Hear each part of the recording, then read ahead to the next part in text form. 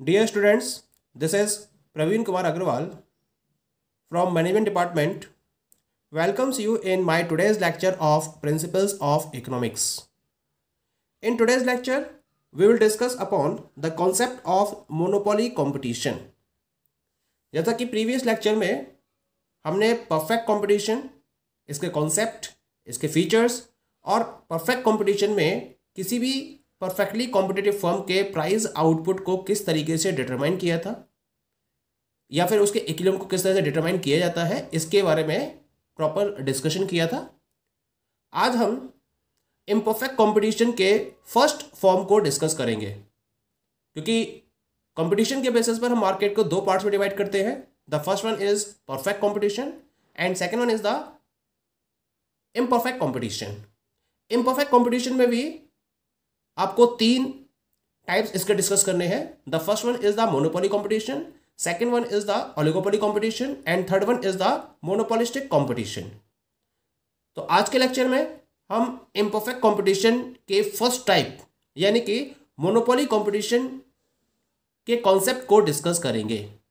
Monopoly competition, monopoly का मतलब क्या होता है? मोनोपोली में दो वर्ड्स आपको दिखाई दे रहे हैं। The first one is the mono and second one is the poly.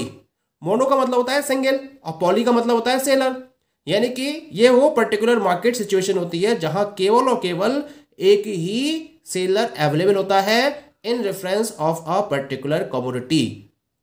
यानी कि एक पर्टिकुलर टाइप की इंडस्ट्री में there is only and only one of the producer who is producing that particular commodity.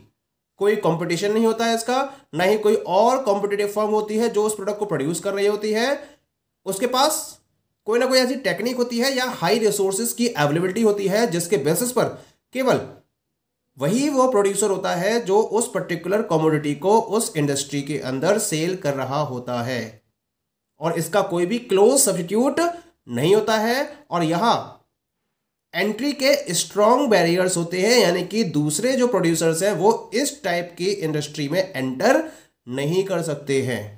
तो हम ऐसी मार्केट सिचुएशन को monopoly competition के नाम से जानते हैं। That is it is a market situation in which there is only one producer of the commodity with no close substitutes with strong barriers to entry. That is clear. यानी कि जो market है, ये जो इंडस्ट्री है, उसके अंदर जो फुल कंट्रोल है टोटल सप्लाई का, that is belonging to that particular sole producer only.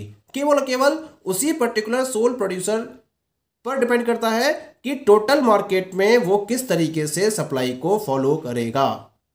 The total situation is under the control of that particular monopoly firm. That is clear. अब हम बात करते हैं about the features of the monopoly competitive firm. तो कुछ इसके main features है। What are those particular main features? The first one is the one seller and large number of buyers. That is obvious, जैसा कि नाम में ही इसका मतलब छुपा हुआ है, यानी कि इस पर्टिकुलर मार्केट सिचुएशन में केवल और केवल एक ही सेलर होता है और लार्ज नंबर ऑफ बायर्स होते हैं।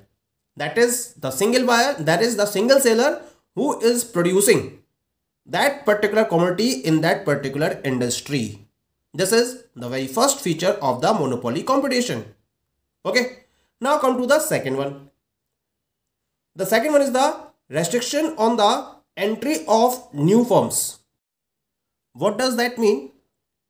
यानी कि इस पर्टिकुलर इंडस्ट्री में नई फर्म्स की एंट्री पर कंप्लीट रेस्ट्रिक्शन होता है। ये जो रेस्ट्रिक्शन है ये दो पर्टिकुलर फैक्टर्स की वजह से हो सकता है। Either it is due to legal और टेक्नोलॉजिकल, और इट मे बी बोथ। या तो लीगल फैक्टर होता है इसके पीछे या टेक्नोलॉजिकल फैक्टर होता है। ये दोनों ही फैक्टर्स होते हैं जिसकी वजह से नई फर्म्स इस इंडस्ट्री में प्रोडक्शन फॉलो नहीं कर सकती है। कुछ इसके पर्टिकुलर फैक्टर्स है जो मैं डिस्कस करूंगा आपसे। पहला है इसके अंदर, that is control over strategic raw material. क्या होता है कि जो एग्जिस्टिंग फर्म है वो उस पर्टिकुलर प्रोडक्ट को प्रोड्यूस करने के लिए जो रॉ मटेरियल की रिक्वायरमेंट होती है उस पर उसका फुल कंट्रोल होता है।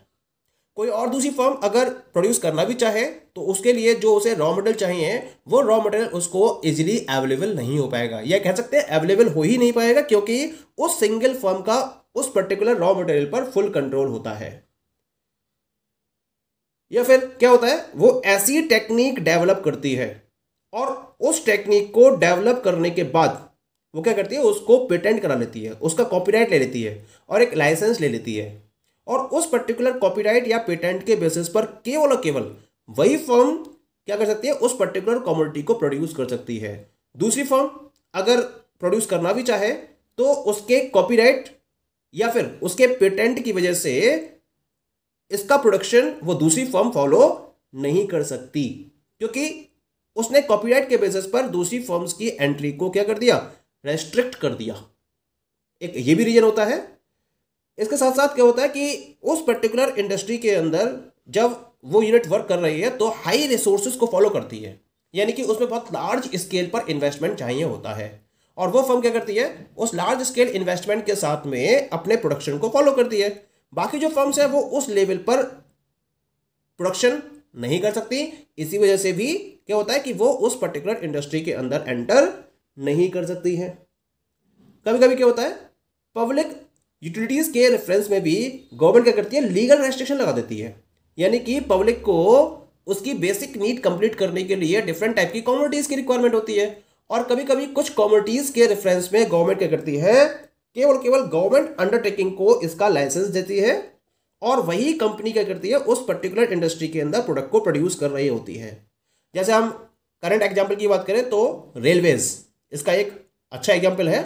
रेलवेज जो है वो कंप्लीटली गवर्नमेंट यूनिट है और रेलवे में प्राइवेटाइजेशन को फोकस नहीं किया गया है या किसी दूसरी फर्म को इसमें एंटर करने के लिए कंप्लीटली रेस्ट्रिक्शन लगा रखा है गवर्नमेंट की तरफ से। गवर्नमेंट ने इसके रेफरेंस में एक लीगल रेस्ट्रिक्शन लगा रखा है। और रेलवे क्या करती है, रेलवे ह्यूमन वेलफेयर के पॉइंट ऑफ व्यू से अपनी पब्लिक सर्विसेज को प्रोवाइड करती है ट्रांसपोर्टेशन के रेफरेंस में।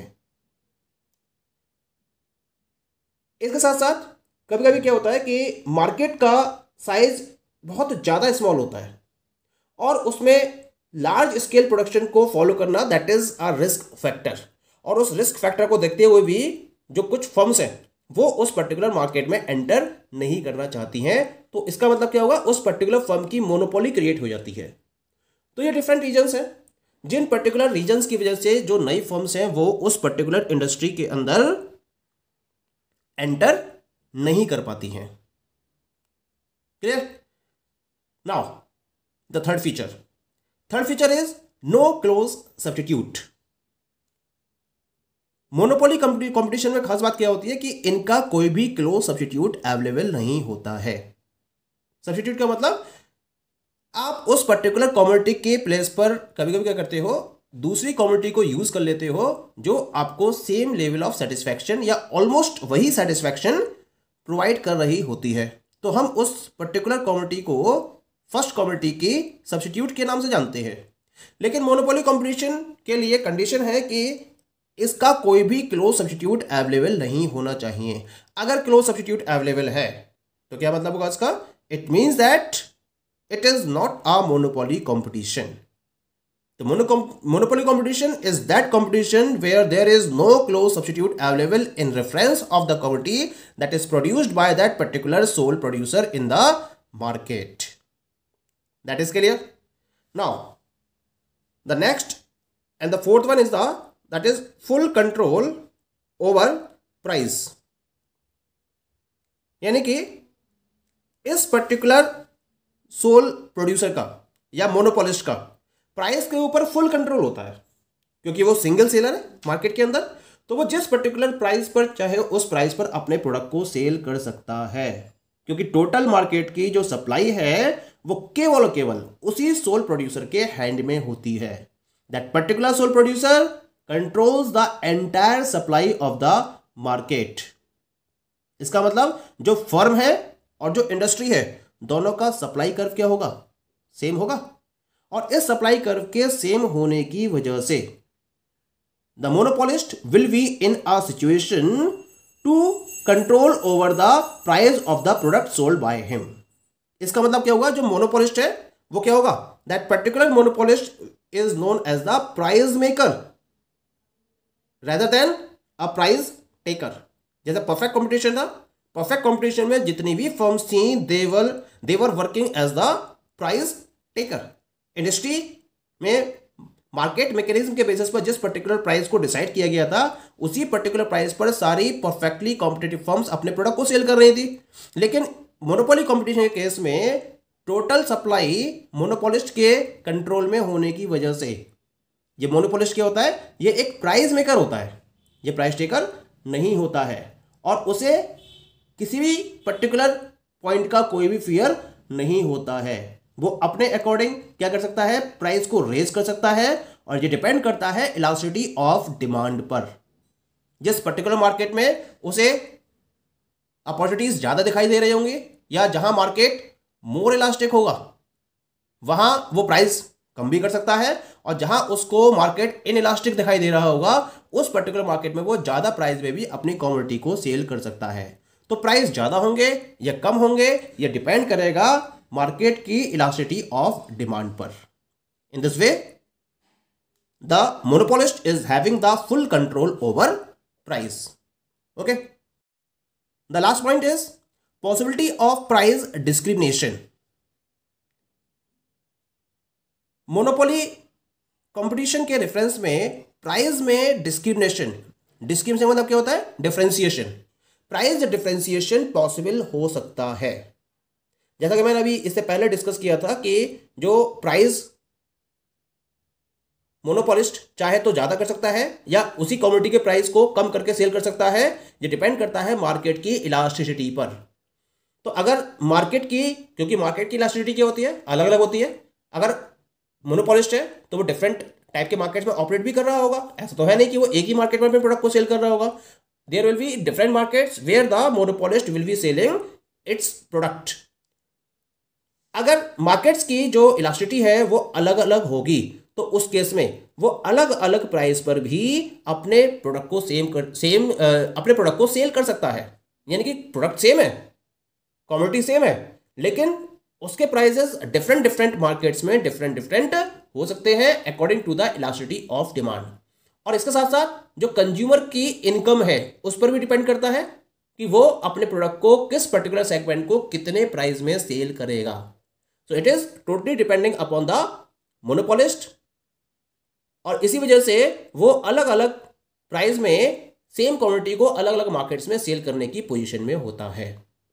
Okay, so these all are the features of the monopoly competition. Thank you.